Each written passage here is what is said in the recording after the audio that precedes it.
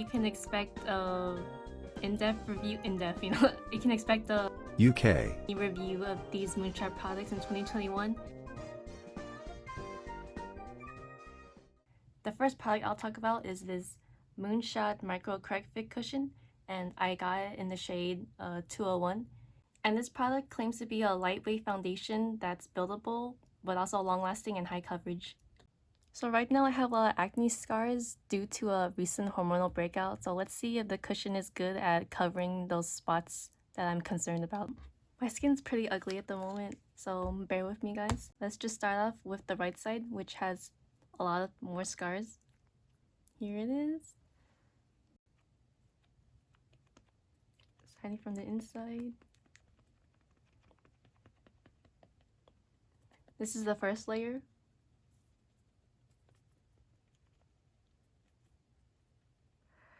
My under eyes too. Here's how my face looks like, left side with no foundation and this side with one layer.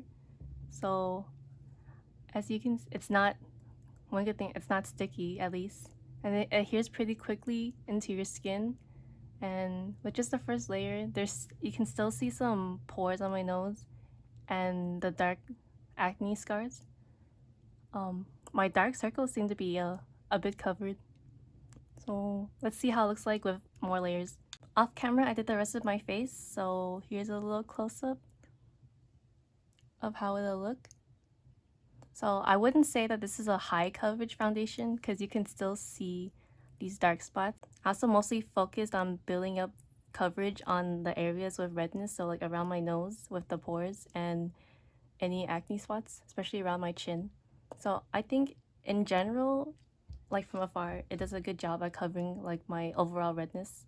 I also like the finish this foundation gives me, and it's a somewhat of a semi-matte, and it's also not too cakey and drying on my skin. I can't really comment on the long-lasting power of this foundation just because I haven't really given myself a whole day to try it out, but the times I did try it at home without a setting powder, only like within a few hours, like my T-zone, the foundation started to break off a little bit, like especially on the chin and the nose. But that's just because I'm oily there, you know. Right now it's 2:30 p.m. and I just set my oily areas with this marshmallow finish powder.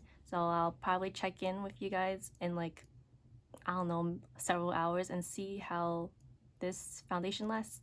Hello guys, so right now it's 9:44 p.m. So it's been a good like 7 hours since I first applied the foundation. So here, I have my desk lamp on right now, so it's really ooh, sorry, I got distracted. So I have my desk lamp on right now, so it's pretty much reflecting on like my face is natural oil, so but it looks pretty dewy, huh? Glass skin. Actually, as you can see, like my chin area especially and my nose and these pore areas are getting really oily.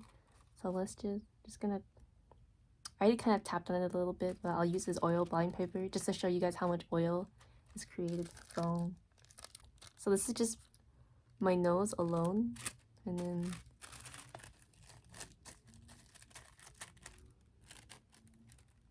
am I doing this right? Overall, ugh, the pores. Now you can see like the redness on my nose is starting to come out. And look, it sticks. I mean, it's because on my cheeks I didn't put on any setting powder, so that's why you got this. Just a little disclaimer for you guys, all I did today was just stay at home and film this video and edit to test out this foundation, so I don't know how it performed under like with a mask on or in higher temperature where I would sweat and have a more oily face. So if you want to know about that, I can't answer that, I'm sorry guys. So I guess you could say after 7 hours of wearing this foundation, the Moonshot Micro Correct Fit Cushion is UK approved if you're staying indoors all day. This is the Moonshot Cream Paint Stainfit in the shade Rose Peach. So it looks like this inside, and let me just swatch it.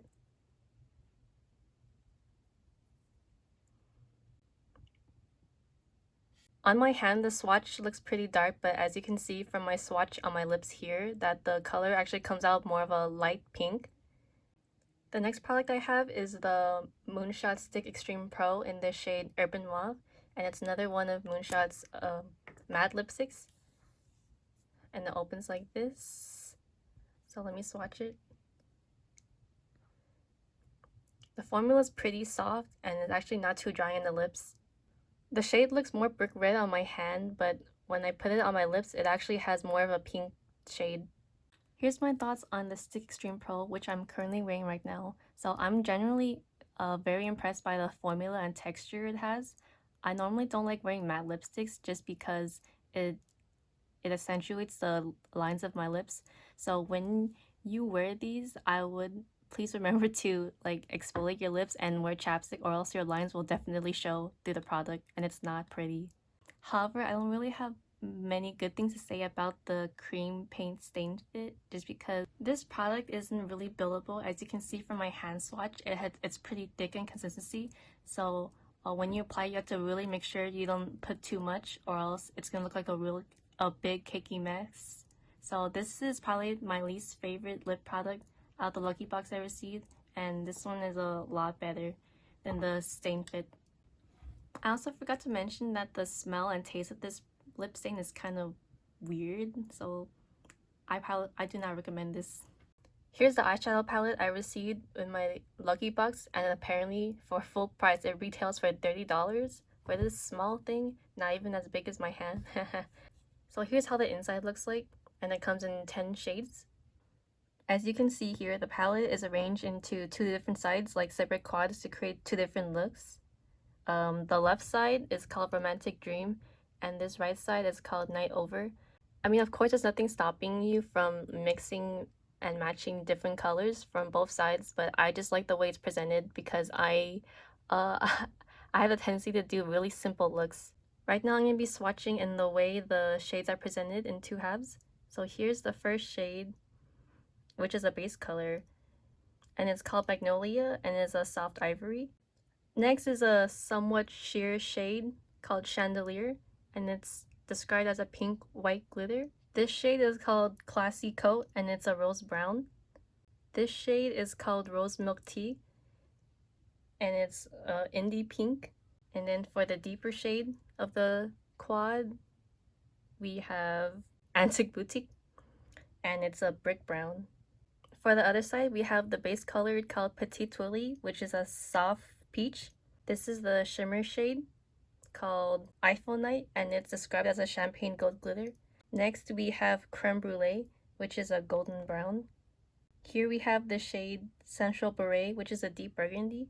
Last but not least, we have Dark Rose, which is a dark brown, almost black.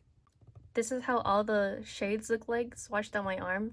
As you can see, the mattes are not as pigmented, but that's okay for me because I like to build up my eyeshadows. So now I'm going to be showing you guys a simple look I like to use with this palette.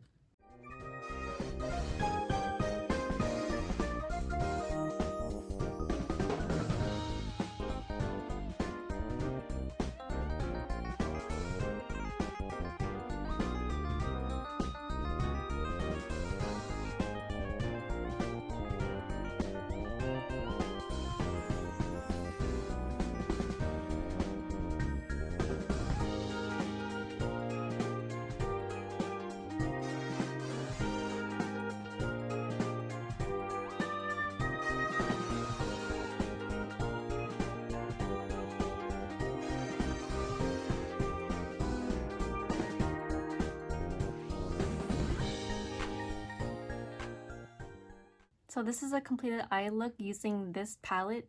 So the things I really like about this palette is that it's really beginner friendly, and it has, as you can see, it has all the colors laid out for like simple looks. Today I chose to do more of like a glam look because I really like to put sparkles and glitter in my eye makeup. Overall, it's a nice easy palette to use for fall and winter, but boy did I end up with a lot more complaints than I thought I would.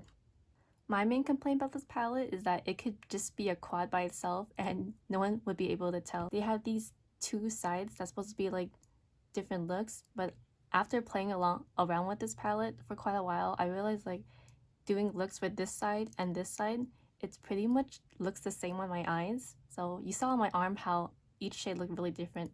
As you can see in this comparison shot, the 3 main matte shades look way too similar. Just to nitpick more about the palette, I think this side, Night Over, it goes really well as a quad because it has like that shimmer of a main color and then a deeper color and then the accent.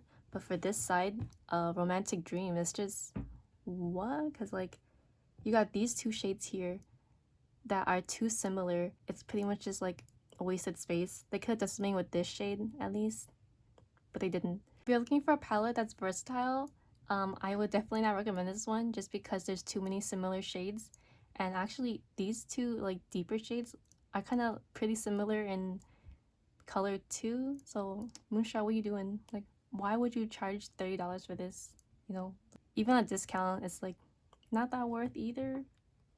So in conclusion about this palette, I'm pretty let down because it makes you think that you can do a lot of different color combos, but in the end it's pretty much just a quad. Well, last but not least, I got the product that you guys all been waiting for my opinion on.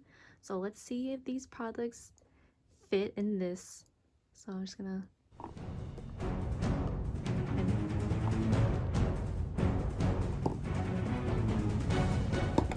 oh my god. Guys, I think this is probably the best thing I've ever received in my life. Moonshot really outdid itself here with this organizer. Oh my god, just look at it. Whoa.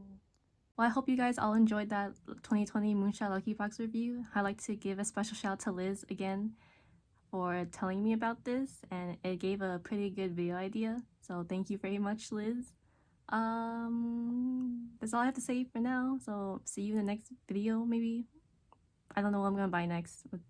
God, I hope I don't buy anything. Thanks for watching. Bye.